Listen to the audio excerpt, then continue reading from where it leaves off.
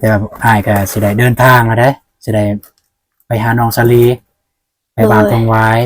คันบ่อ้ายเมื่อเนี่ยน้องสิไปไสต่อเนี่ยไปเวียดไปเวียดโดยไปประเทศเวียดบ่ไปบริษัทเวียดไปรับจ้างอ๋อไปบริษัทเวียดเนี่ยเคยบ่เวียดหายแบบอยากให้เลยเคยบ่เคยให้บ่เคยอ๋อขนาดเลยเมื่อก็เคยเลยเขาไล่เมื่อให้เมื่อโดยเป็นไรเมื่อบ่โดยเป็นหยังคือบ่เมื่อบ่หรือบ่เมื่อบ่ได้เมื่อเป็นหยังคือบ่เมื่ออยากได้เงินจะได้เงินโดยจำเป็นต้องได้เฮ็ดโดยจะได้ความรู้สึกดีใจบ่สึกดีใจหลายดีใจเนาะจะได้กินของแซ่บของมักอ๋อกินของแซ่บของมักเลยเนี่ยเรื่องทรงเสื้อเมื่อกี้นี่อยากได้แบบใดแท้สำหรับน้องนะโอ้ว่าน้องอยากได้อันบ่สำหรับน้องบ่จำเป็นก็ได้แต่ว่าคันอยากให้ก็อยากให้พออยากให้ซื้อให้พ่อแม่นะเอื้อยเสื้อกันหนาว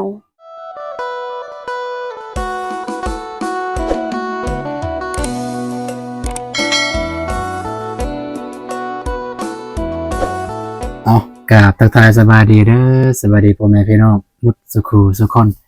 ยินดีต้อนรับซองอาตูนแนลคือเก่าพี่น้องเนาะวันนี้อาตูนกลับมาหาน้องบองพี่น้องเลยเปิดคลิปรอบที่สองรอบแรกนี่ไม่อยากได้พี่น้องมาเซ็กเบิ่งว่าบ่ได้ก็เลยมาเปิดรอบสองอีกพี่น้องก็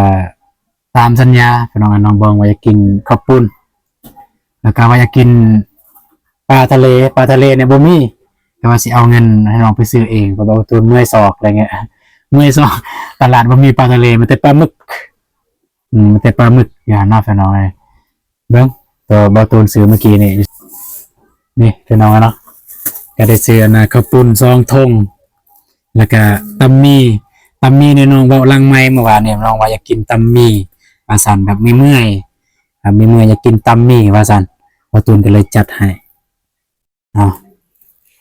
จัดเลยกินเลย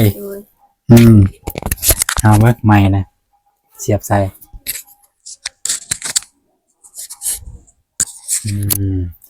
สบายดีกองได้สบายดีได้โดยสบายดีเด้อไอตูนแล้วก็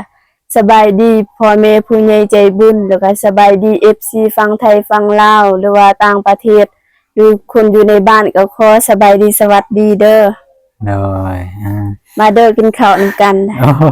นอนกำลังกินข้าวแซงเลยตาข้าวหน่อยกินเลยตัวน้องว่าอยากกินเนี่ยตัวใดจะหน่อยก่อนกินตัวนี้เลยให้ FC เพิ่นได้เห็นได้เบิ่งเพิ่นให้เพิ่นดีใจเขาเพราะว่านี่เงิน FC ได้ซื้อให้แตงเลยแต่ว่าเงิน FC เพิ่นซื้อให้เพิ่นว่าเพิ่นบอกว่าแล้วแต่เบาตูนจะจัดการให้เลยเพิ่นว่าจะจัดการอะไรที่แบบว่าตามเหมาะสมเพิ่นว่าพี่น้องก็ยังสิถามน้องก็หลายอย่างอยู่ก็ว่าเงินนี่ก็นำเบาตูนเพราะว่าเงิน FC โอนมาให้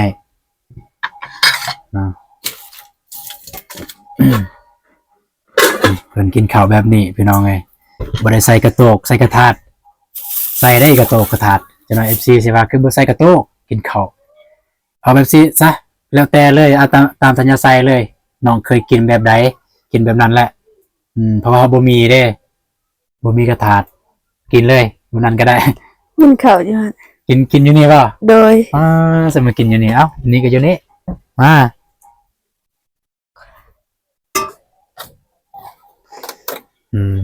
น้องบองเป็นกำลังกินข้าวเลยพี่น้องเลยนะพอดีน้องเป็นถ่ายทำแล้วว่าตูนมาเดี๋ยวน้องกำลังกินข้าวแบบนี้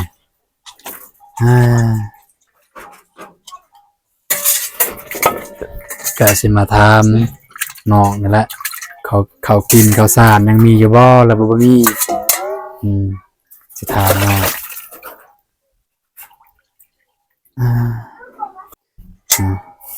ข้าวสารผู้เจ้าย่างบ่ย่างแต่ว่ายังหน่อยนะย่างน้อยนะโดยย่างแต่ย่างน้อยเอื้อยในใครแน่แล้วบ่เอื้อยบ่หมดแล้วบ่ยาที่แบบว่า ไอเจียงซื้อให้มื้อนั้นหมดแล้ว ยัง ยังหรือว่าเราบ่ได้กินบ่ กินอยู่ กินบ่อืมมื้อนี้ก็เบาตูนก็ได้นัดน้องไว้พี่น้องเอ้ยนัดเมื่อวานนี่คันเบาตูนบ่ได้นัดเนี่ยน้องสิไปไสมื้อนี้ รับจ้าง ไปรับจ้าง โดย อืมแต่เบาตูนนัดน้องขาดรายได้สามพี่น้องเอ้ย นี่กินให้ลายได้ กินให้ส้มอยากได้หั่นซื้อมา2 ธงหนึ่งก็กินเลยอีกธงหนึ่งก็จงไว้ให้แม่ก็ได้ให้เอื้อยอยู่ในห้องบ่ โดย อ้าวคือรู้เอื้อยมากินน้ำ เอื้อยกินบ่ได้ โอ้เอื้อยกินบ่ได้อืม ใส่เลยนี่เครื่องปรุงทอกใส่เลย กินแบบส้มอยากแล้วนะ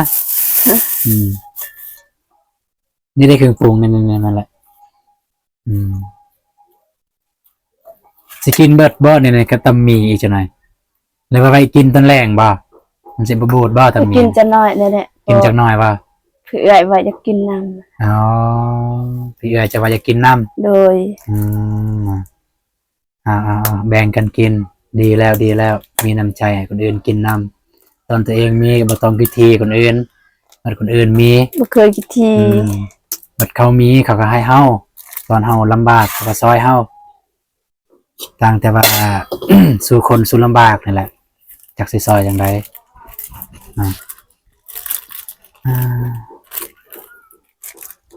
อ้ายกับฟ้าวตื่นแต่เช้าคือกันมื้อนี้ไปในเมืองก็ไปเอาเงินน้องกันแหละเงิน FC โอนมาให้ทาง TikTok กันเลย จะได้ความรู้สึกดีใจบ่ สึกดีใจหลาย ดีใจเนาะ จะได้กินของแซ่บของมัก อ๋อ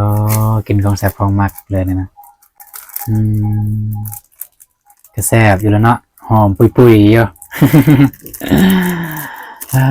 พี่น้องเนาะ ซิมกินนำกันเด้อ เอาไอกินมาแล้วไอไปเอาเงินแล้วก็แวะไปหาบ่าวอนงไปเอาของอยู่หั่นแล้วก็กินข้าวอยู่เฮือนในบ่าวอนงเลย กินข้าวเช้าเลยอยู่หั่น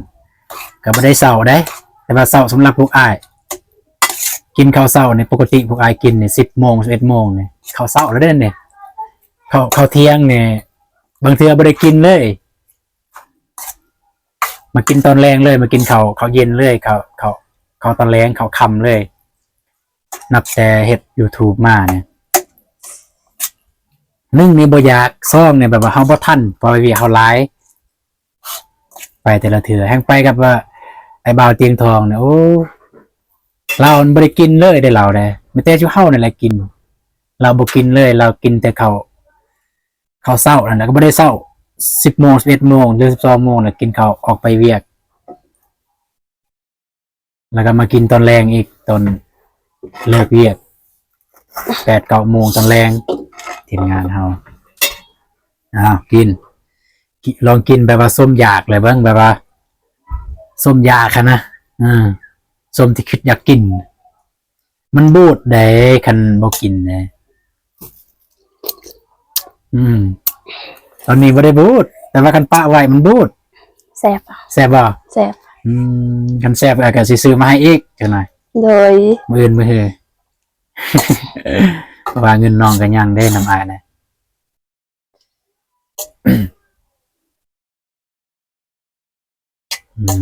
นะ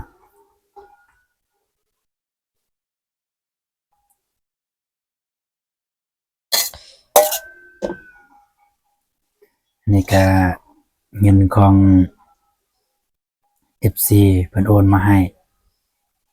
3,000 บาทพี่น้องเอ้ยเพิ่นโอนมาให้ 3,000 บาทให้น้องบองแต่ว่านี่แหละสิถามน้องบองมีแนวจำเป็นบ่คันบ่มีบ่ตูนสิเก็บไว้ก่อนพี่น้องเนาะก็เก็บไว้ซื้อข้าวให้น้องบองนั่นแหละไปซื้อข้าวหลังจากซื้อข้าวยังเหลือเท่าใดก็ว่าสิเอามาให้น้องบองเลยพี่น้องเอ้ยเนาะทาง FC ทาง TikTok เพิ่นโอนมาให้เพิ่นก็บ่อยากให้เอ่ยนามดอกเดี๋ยวน้องบองกินข้าวกินน้ำแล้วก็สิให้น้องแสดงความรู้สึกแล้วก็ความเข้าใจเพิ่นพี่น้องเนาะ ที่หลักๆตอนนี้ก็คือมีแต่ข้าวเนาะ โดย บ่มีข้าวกินนี่แหละปัญหาพี่น้องเอ้ยเนาะทรงเสื้อผ้าหน้าแพรนี่ก็พอมีอยู่บ่ บ่มี อืม บ่มีเนาะ อืม น้องมักเสื้อแบบใดทรงเสื้อแบบใดน้องมัก เราธรรมดานะ ธรรมดา เอาแบบจริงสิ่งที่แบบเสื้อที่น้องคิดว่าอยากได้แต่บ่มีเงินซื้อ บอกว่าได้ อันนั้นได้บอกบ่ได้มีรูปบ่ มันมีโทรศัพท์สิมีรูปจังได แบบทรงเสื้อทรงเสื้อแบบว่านุ่งกันหนาวหรือทรงเสื้อไปงาน ไปงานก็คือทรงเสื้อผู้หญิงเขาวัดเขาว่านั่นแหละไปงาน งานแต่งงานดองนั่นแหละจะเอาแบบใด เอาไปวัดวาน เอาทรงเสื้อไปวัดไปว่าเนาะสิ้นกับเสื้อเนาะ โดย สิ้นกับเสื้อแต่ว่า กันไปพุ่นต้องน้องบองไปน้ำพี่น้องเอ้ยเพราะว่าไปแทกอยู่หันเลยเด้อยู่หันแต่ว่าตัวนี้ก็เว้าไปก่อนพี่น้องเนาะเอาก็เอาตัวจำเป็นไปก่อนตัวอันเรื่องทรงเรื่องเสื้อเนี่ยก็เสียว่าจำเป็นบอกก็จำเป็น แต่ว่าคันไปได้บ่สมมติว่าไปงานนุ่งเสื้อซ้ำที่เฮามีก็ไปได้พี่น้องเอ้ยเนาะแต่ก็ด้วยความว่าไปงานเฮาก็อยากมีสุดไปงานเนาะ โดย อยากได้สุดแบบว่าให้มันเข้ากับงานตัวอย่างว่ามีงานในยังนะเพิ่นชวนเพิ่นเชิญเฮาไปจังซี่เฮาก็อยากได้แบบนั้นเฮาก็ต้องเบิ่งตัวจำเป็นไว้ก่อน เบิ่งในเฮือนในศาลก็ได้จำเป็นถ้วยบวงบ่จังซี่จำเป็นบ่ถ้วยบวง มีแล้ว ถ้วยบวงมีแล้วเนาะ โดย โคกซากยังก็มีเนาะ มี นี่ยังเนี่ยที่บ่มีเฉพาะในเรือนครัวเนี่ย มีแล้ว มีเบิดแล้วเนาะ โดย อืมแต่ว่าหวดยังก็มีเบิดตุกเก็บน้ำยังก็มีแล้วเนาะอ่าก็ถือว่ามีแล้วก็โอเคแล้วเนาะก็ยังแต่หรือว่าน้องอยากกันมีแนวซื้อแนวอื่นบ่ก็กินข้าวเยอะกินส้มยากเด้กินในลายโลดปบลองมาเอากินมั้ย เอาในลายโลดอายบ่ได้อายบ่ต้องอายเด้อแล้วสิบอกน้องนะบ่ต้องอายคนอื่นคนในบ้านเขาสิเบิ่งแนวใดเนาะสมมุติว่าเฮาก็แสดงจากความรู้สึกนี่แหละว่าเฮาบ่มีอีหลีเฮาทุกข์อีหลี เฮาอยากให้เฮาให้บ่ต้องอายคนอื่นสิว่านั้นนั่นนี่เฮาบ่ได้กินข้าวนะเขาผู้ที่เว้าให้เฮา โดย นั่น บ่เคยอายดอก ได้ พวกอายมากก็แฮงดีใจที่ยังมีหมู่แล้วนะ อ๋อ บ่เหงาปานใดนะ เอาน้องบ่มีหมู่บ่ซั่น บ่ บ่มีหมู่เรียนเลยบ่อยู่บ้านเนี่ย บ่ เป็นหยังคือว่าบ่มีหมู่เอาผัวเบิด โดย เอาผัวก็บ่มีอยู่ก็บ่มีที่แบบว่าหมู่รังเกียจเฮาเขาบ่อยากอยู่นํเฮาเพราะว่าเฮาจน บ่ฮู้คือกัน บ่เนาะอืมก็บ่ว่ากันเขาสิรังเกียจเฮาก็อย่าเฮาบ่ต้องไปเก็บสมมุติว่าเขาสั่งเฮาแล้วเฮาบ่ฮู้เขาสั่งไปเป็นคนทุกข์ เขาเป็นคนทุกข์นะ แม่นเขาเป็นคนทุกข์และเพราะฉะนั้นไผสิสั่งเฮาเขาก็บ่ต้องไปวนเรื่องของเขาสั่งโลดเพราะเฮาบ่ได้เฮ็ดหยังผิดก็แนวนั้นบอกเรื่องทรงเสื้อเมื่อกี้นี่อยากได้แบบใดแท้สำหรับน้องนะโอ้ว่าน้องอยากได้อัน บ่ อ้าว สำหรับน้องบ่จำเป็นก็ได้ แต่ว่าคันอยากให้ก็อยากให้อยากให้ซื้อให้พ่อแม่นะเอื้อย เออ เสื้อกันหนาว ถ้าความหมายของน้องคือถ้าน้องมีเงินอยากซื้อให้ โดย พ่อให้เอื้อยให้แม่ โดย เสื้อกันหนาวนี่ โดย เป็นหยังก็ว่าจังซั่นบัดตัวเองหนาวจก ทนได้อยู่ ทนได้อยู่ทนบ่ได้เด้หนาวแห้งจังซี่เลย ให้อากาศบ้านเฮาเนี่ยจังน้อยเริ่มเข้า พุ่นเดือนเก้าเดือน10เนี่ยเริ่มหนาวแล้วได้บ้านเฮาเนี่ยอืมอยากซื้อให้เอื้อยอยากซื้อให้แม่อยากซื้อให้พ่อ โดย อืมอ่ะแล้วสมมุติอายไปซื้อเนี่ยซื้อให้น้องบ่เอาบ่ซั่น เอา เอานะแต่ความหมายคือความหมายของน้องอะนะ แบบคันสิซื้อนะเพราะว่าเงินก็บ่หลายเนาะคันสิซื้อก็บ่จำเป็นต้องซื้อให้น้องแต่ว่าอยากให้ซื้ออยากให้พวกอายนี่คันสิซื้อเครื่องอะนะ โดย เพราะว่าไอ้ต้นพ่อแม่เพราะว่าพ่อแม่บ่มีเนี่ย โดย นะถ้าสมมุติอายเอาเงินให้เนี่ยน้องสิไปซื้อเครื่องให้พ่อแม่บ่ ซื้อ ซื้อนะพี่น้องอะนะอืมพี่น้องเลย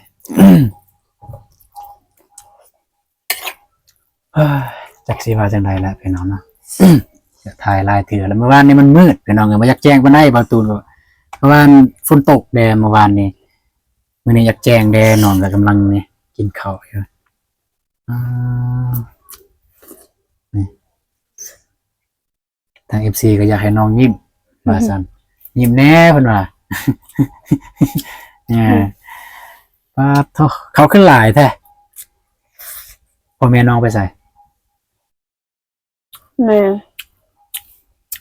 ไปสวน แม่ไปสวนพ่อได้ ไปสวนกัน อ๋อเนาะพ่อเนี่ยยังเป็นอยู่บ่แบบว่า เป็นซักอย่างเงี้ย เป็นประจำนะ เป็นประจำทุกมื้อป่ะ บางมือก็เป็นบางมือก็บ่ อ่าตอนลูกอายมานํบ่เห็นเนาะคันเห็นก็พอจะได้ทายพ่อแม่พี่น้อง FC ได้เบิ่งเนาะทางแม่ เพราะว่าพ่อเป็นคนบ่มักติดสังคมอะนะ อืมแม่นมาเมื่อวานนี่ก็ไปเรียนเบาตูนมาฮอด เราก็เห็นเบาตูนมาเราก็ลงแต่เฮือนเลย บางตูนก็คิดว่าอ้าวน้องบองไล่พอบ่แต่บ่น่าแม่นนะคิดว่า เป็นคนบ่มักปากอีก บ่น้องเฮ็ดอยากให้พ่อเข้ากล้องนำ อืม เจอพ่อ พอบ่กล้าเข้า อืมอายมาก็บ่เห็นดอกพ่อแม่น้องพอเห็นอยู่แม่ยังบ่ทันเห็นคันเห็นอยากให้เข้ากองนำFC น่ะยันว่าบ่เชื่อแม่ของน้องเฒ่าแล้วอันนะเพราะว่าเพิ่นก็ถามอยู่ในคอมเมนต์นี่ยังว่าเป็นจังไดเฮาก็ว่าแม่เฒ่าแล้วพอแบบเป็นแนวนั้น เอื้อยก็เป็นพยาธิไทรอยด์เพิ่นว่าเฮาก็บ่มีจักสิรักษาแนวใดแบบบ่มีเงินค้ำเนาะฝนตกในเฮือนนี่บ่ได้ย้อยบ่ ย่อยหมดบ่นอนก็เปียกแล้ว ทางนี้ย้อยบ่ ทางมันครัวได้บ่ แม่น มันครัวนี่บ่ย่อยแต่ว่าทางบ่อนนอนย่อยเปียกหมด วันนอนนอก โดย เปียกบ่ เปียก เนาะแล้ว มีแต่เอาคุมาโตมใส่ ตอนนอนนั่น โดย โอ้เอากระคุมาโตงใส่เลย ตอนฝนตก โดย มันตกใส่บอนเลยบ่ โดย ขอโทษพี่น้องเอ้ย บอนพอนี่แฮงเปียกหมดแล้ว อ๋ออันนี้คือบอลของพี่น้องเอ้ยเนาะนี่คันมีสังกะสีเนาะพี่น้องถ้ามีสังกะสีเอาสังกะสีมาเปลี่ยนนี่แค่แน่พี่น้องเอ้ยเนาะนั่นแหละพุ่นพี่น้องเอ้ยมันมีเห็ดฟิตอยู่เทิงพุ่นเลยเห็ดความแปลว่ามันเปียกลายแล้วก็เห็ดมันงอกออกมาเลยเนาะอันนี้คือบ้านนอนของน้องจะค้นนอนอยู่นี่บ้านของน้องเนี่ย สิ อันนี้ซีป่ะนี่มีเอื้อย สาม 3 เอ้ยแม่น้องเอง เนาะอันนี้คือบานนอนของน้องบองพี่น้องเอ้ยแล้วผ้าห่มมันยังไม่ได้ขาดเคินบ่ ขาด ขาดบ่ผ้าห่มของน้องขาดบ่ ขาด เอาอีหลีเอาให้เบิ่งได้บ่ผ้าห่มนี่มันขาดจังไดขาดแห้งบ่ บ่ยังใส่ได้อยู่ ยังใส่ได้อยู่ได้ซักอยู่บ่ซั่น โอ้น้องบองบ่ได้ซักผ้าห่มได้ซั่น เราหยอกกันเอาเลยอืมก็จักโตพอผมกับน้องกับแม่น้องนอนกับแม่แต่ว่า โดย จักโต สอง ซองบ่มอนยังก็มีแล้วบ่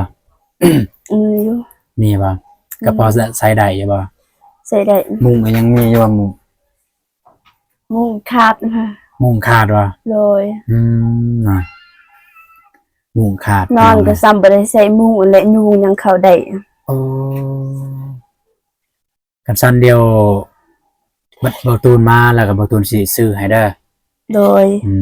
เพราะว่าเงิน FC ก็ยังนั้นบ่ตูนนั่นแหละเพราะว่าทางเพิ่นก็ว่าแบบตามสบายเลยเพิ่นว่าให้บ่ตูนจัดการเลยแบบว่าเหมาะสมอันใดสมควรอันใดก็ซื้อให้น้องนี่แหละบ่ตูนก็จึงมาถามว่าอันใดแน่ที่จำเป็นอยู่ในเฮือนบ่แม่นว่าแต่เข้าเด้ที่จำเป็นมันนี่แหละปลูกมุงพรมเนี่ยก็จำเป็นพี่น้องเอ้ยโอเคก็เดี๋ยวบ่ตูนมาแล้วบ่ตูนสิไปซื้อเด้อ โดย เอามาให้เป็นเอาเนาะ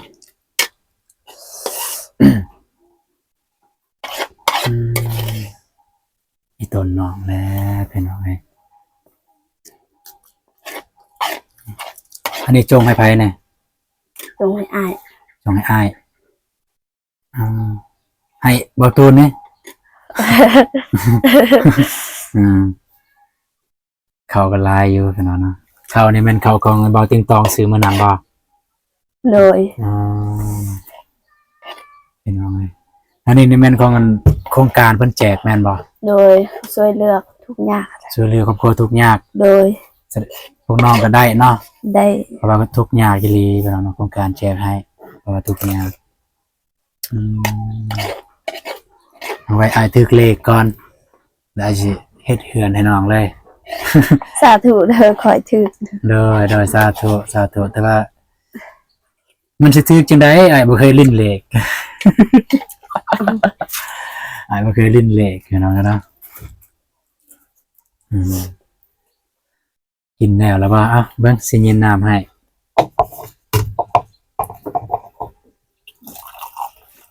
ยินน้ำให้น้องบอกพี่น้องเนาะน้องอยู่ไกลแดกมันอยากกันขอบใจ โดย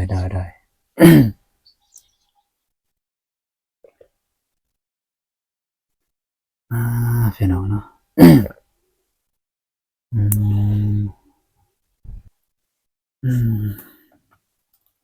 น้องกินข้าวเรียบร้อยแล้วพี่น้องเนาะแต่ว่าอ้ายก็สิได้เดินทางแล้วเด้สิได้ไปหาน้องสลีไปบ้านตรงไว้คันบ่อ้ายเมื่อเนี่ยน้องสิไปใส่ต่อเนี่ย ไปเวียด ไปเวียด โดย ไปประเทศเวียด บ่ไปบริษัทเวียดไปรับจ้าง อ๋อไปบริษัทเวียดเนี่ย โดย มันสวยแล้วเนี่ยสิไปบ่ ไป สมมุติไปตอนแรงได้เท่าใด ได้ไป50,000 50,000 โดย ตอนแรงคาบแรงได้50,000พี่น้องเนาะนี่แหละพี่น้องเอ้ยคันเบาตูนบ่ได้รบกวนเวลาน้องก็สิน้องก็สิได้เงินแล้วมื้อนี่100,000อาจบ่ให้น้องไปสิเอาเงินให้ขาดมื้อนี้ ยังสิไปบ่ ไป คันยังสิไปเอาน้องไปซะสั่น เพราะว่าจังใดก็เป็นเงินของน้องนั่นแหละอยู่ในกระเป๋าอ้ายนี่อ้ายจกอ้ายก็เงินน้องบ่จกก็เงินน้องนั่นแหละเพิ่นโอนให้จำนวน 3,000 บาทพี่น้องเอ้ยแต่ว่ายัง ยังบ่เต็ม 3,000พี่น้องยังบ่เต็ม 3,000เพราะว่าทางห้านเพิ่นนั่นตัดภาษีเพิ่นตัดภาษีอยู่หั่นเนาะนี่ก็ยังอยู่ประมาณ 2,000 กว่าบาทพี่น้องเนาะสำหรับเงินของน้องบองนะอีตนน้องกินข้าวแล้วอ้ายสิไปเนี่ยก็น้องว่าสิไปรับจ้างอยู่เวียดเดี๋ยวมื้อหน้าอ้ายมีเวลาเนี่ยอ้ายสิไปทายน้องรับจ้างนำเวียดหั่นโอเคบ่ สำหรับน้องโอเค แต่ว่าญาติคนเวียดบ่ให้เพราะว่าคนเวียดบ่คือคนลาว ยันคุณเวียดบ่ให้ทายบ่ โดยเขาให้นะ แม่น เวลาเฮ็ดเวียกเขาบ่ให้ อันนี้อันนั้นอันนะเขา บ่ หา ให้ ย นั่งลิ้นอีหยังอ่ะนะ โดย คือแบบเฮ็ดคือต้องเฮ็ดเลย โดยขนาดน้องนั่งลิ้นเขาเดียวเขาก็ยังหาย เคยบ่เวียดหายแบบอยากให้เลยเคยบ่ เคย ให้บ่ เคย อืม ขนาดไหลเมื่อก็เคยเลย เขาไล่เมื่อ ให้เมื่อโดยบ่ยอมให้เงินนะ ครับ แบบอยู่ซื่อๆเขาเดียวเวลาพักผ่อนเฮ็ดเวียกมันเมื่อยก็แล้วก็นั่งเขาเดียว เวลาเพิ่นมาเห็นก็ให้ว่าสิบ่ให้เงินอันนี้อันนั้นนะ เป็นไรเมื่อบ่ โดย เป็นหยังคือบ่เมื่อบ่หรือบ่เมื่อ บ่ บ่ได้เมื่อเป็นหยังคือบ่เมื่อ อยากได้เงิน จะได้เงิน โดย จำเป็นต้องได้เฮ็ด โดย อืม เฮ็ดตามคำสั่งเขา อืม แล้วเฮาเป็นลูกจ้างนะ แม่นครับเป็นลูกจ้างเฮ็ดอะไรได้เนาะเพื่อสิได้เงินพี่น้องเนาะเอ้าบ่เว้าแล้วเรื่องเศร้าเว้าแล้วอยากให้พี่น้องเอ้ยชีวิตมันเศร้าโพด โดยยิ้มแน่หลายคลิปแล้วน้องให้นะ อ้ายก็อยากให้น้องยิ้ม เว้าเรื่องเศร้าแล้ว อ้ายก็อยากให้น้องยิ้มพี่น้องเอ้ยจะ บ่ได้ว่ามาหาแล้วอยากให้เห็นแต่มุมเศร้าของน้องคือเฮาผู้ทายก็อยากให้นำเลยยี่หลีอยากให้นำก็อยากให้น้องยิ้มแน่ยิ้มแย้มแจ่มใสเป็นคนก็เป็นคนยิ้มเวลายิ้มก็เบิกบานแน่พี่น้องเนาะ เนาะสุดท้ายท้ายสุดนี้ก็อยากให้น้องขอบอกขอบใจทางผู้ใหญ่เพิ่นโอนเงินมาให้ทางผู้ใหญ่ทางติดต่อกันแล้วเพิ่นเห็นคลิปน้องทางฝั่งไทยเด้อ โดย จะรวมมาแล้วเพิ่นโอนมากอะรวมมาแล้ว 3,000 รวมมาเพิ่นโอนมาก็ประมาณ 3,000 กว่าบาทนั่นแหละ ประมาณ 3,000 บาท 3,000 กว่าบาท แต่ว่ามีผู้หนึงโอนมา 1,500 เพิ่นว่า500เนี่ยให้เบาตูน1,000เนี่ยให้น้องบ้องเพิ่นว่าจังซั่น ก็พอดียังเหลือรวมทั้งหมดยังเหลือแค่3,000 บาท แต่ว่าก็คือบาตูนบอกเมื่อกี้นี้อันนะทางห้างเพิ่นตัดภาษีก็ยังเหลืออยู่ 2,000 กว่าบาทพี่น้องเอ้ยก็ประมาณ 2,800 900นั่นแหละสำนั้นแหละยังเหลืออยากให้น้องขอบใจทางผู้ใหญ่ โดย เพิ่นบ่ให้เอ่ยนามดอกแต่แบบขอบใจผู้ใหญ่ซื่อ ต้องขอบอกขอบใจผู้ใหญ่หลายๆเด้อผู้ใหญ่ทางฝั่งไทยต้องขอบใจหลายๆก็ให้ผู้ใหญ่อยู่ดีมีแรงความเจ็บบ่ให้ได้ความไข้บ่ให้มีแต่ความสุขมีแต่ความเจริญรุ่งเรืองเฮ็ดเวียกหยังก็ขอให้ประสบผลสำเร็จในการงานขอให้อายุยืนยาวเด้อหรือว่าเหตุการณ์ค้าขายหยังก็ขอให้ได้ร่ำรวยนอนให้ได้เงินหมื่นตื่นให้ได้เงินแสนเด้อสาธุ ๆ ขอบใจนะบ่าวไอ้ตูนนำเด้อ เด้อเข้าใจยังไง ขอบใจหลายๆที่มาซื้อเครื่องกิน อืม ให้น้องนะ เด้อมันเป็นหยังมันเป็นหน้าที่ของอายอยู่แล้ว โดย อายเลือกเส้นทางนี้แล้วอายก็ต้องได้เฮ็ดแต่เมื่อวานนี้อายมาสะโพด ว่าฝนตกอีหลี แล้วก็ขอบใจ FC ฟังไทยหรือฟังลาวหรือว่าต่างประเทศหรืออยู่ในบ้านเฮาก็ต้องขอบใจหลายๆเด้อที่ให้กำลังใจน้องมาตลอดและให้กำลังใจไอ้ตูนนำ เด้อ ขอให้ มีคนติดตามไอ้ตูนหลายๆเด้อ โดยโปรโมทซอง ฝากซองไอ้ตูนนำเด้อ ขอบใจ โดย ขอบใจเด้อเอ้าอายก็จะได้กลับก่อนเด้อ โดย แต่ว่าคืออายแจ้งฮั่นเนาะครับเดี๋ยวถ้าได้มามื้ออื่นหรือมื้อฮื้อนั่นแหละก็สิได้เข้าในเมืองเพราะว่าเงินยังอีกจำนวนหนึ่งอยู่น้ำอายนี่แหละเงินน้องอะนะแต่ว่าอายก็มาเบิ่งตัวใดขาดเคินอายสิซื้อมาให้ แล้วหลังจากที่ซื้อมาแล้ว ถ้าซื้อเบิดแหละก็มาเบิ่งว่ายังเหลือเท่าใดก็สิเอาให้น้องเงินจำนวนที่เหลือเด้อ โดย โดยและถ้าน้องสมมุติว่า มีความจำเป็นอยู่ในเฮือนน้องยังใช้เงินน้องบ่ต้องอายเด้อเพราะว่าเงินน้องยังอายเนี่ยโทรหาอายก็ได้ว่าน้องจำเป็นใช้เงินเพราะว่าเป็นเงินน้องเด้ โด อาย ยสิใช้ก็บ่เป็นเงินน้องเพราะว่า FC ให้น้องอะนะสมมุติว่ากระทันหันอยู่เฮือนนะกระทันหันคนเจ็บคนเป็นแล้วอยากไปห้องหมอบ่มีเงินนะก็โทรหาอายหรือว่า ไปหาอายอยู่บ้านพุ่นเพราะว่าสิติดต่อกันยากก็เอาโทรศัพท์คนในบ้านโทรหาก็ได้ก็เป็นเพื่อนในเฟซไลน์โดย อยู่คนในบ้านน้องเนี่ย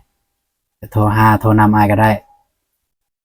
ก็มีแนวจำเป็นนะแบบจำเป็นแบบต้องใช้เงิน โดย โทรหาอายเลยแล้วก็สิมาเด้อ โดย แค่มันก็อายก็สิกลับก่อน โดย กลับก่อนเด้อ โดยบ่มีหยังให้ดอก โอ้เป็นยังมาอ้ายเอาคืนของอ้ายหั่น เนาะโอเคพี่น้องไปก่อน โดย ไปก่อน บาย นะโอเคเนาะทุกคนก็ที่ก็มาหาน้องบองกับเป็นที่เรียบร้อยพี่น้องเลยก็อย่างที่เว้าในคลิปพันแล้วก็ที่มาหามื้อนี้ก็เอาเงินไปเอาเงินอยู่ในเมืองพี่น้องเนาะแต่ว่าบ่ตูนยังบ่ทันได้เอาให้น้องบองเนาะแต่มาถามสิ่งที่จำเป็นเพราะว่าน้องก็บ่มีรถคันให้เอาเงินให้น้องก็คือเก่าพี่น้องเอ้ยน้องบ่มีรถจะไปซื้อพี่น้องบ่ตูนต้องได้เก็บไว้พี่น้องเนาะเงินจำนวนนั้นนะครับบ่ตูนได้สอบถามเมื่อกี้นี่เครื่องใดแน่ที่จำเป็นแล้วบ่ตูนก็สิซื้อมาให้มันเหลือส่ำใดเนาะก็สิเอาให้น้องคิดว่าเนี่ยจะบ่เหลือดอกพี่น้องเอ้ยเพราะว่าน้องขาดหลายอย่างนับแต่ข้าวกินนับแต่หยังอันนี้นั่นพี่น้องเอ้ยเป็นตาลูกต้นสำหรับน้อง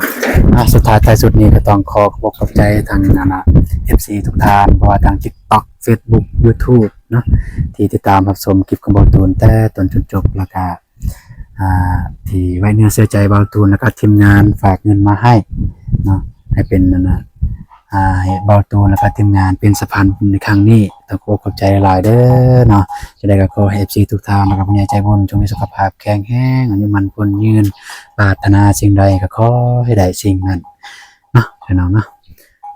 เอาสำหรับคลิปนี้เบาตูนจะขอจบคลิปเพียงเท่านี้แต่จะไปเจอกันอยู่บ้านทองไว้บ้านน้องซาลี่เนาะคลิปนี้ขอกล่าวคำว่าสบายดีเด้อเนาะเจอกันอยู่บ้านทองไว้พี่น้องไป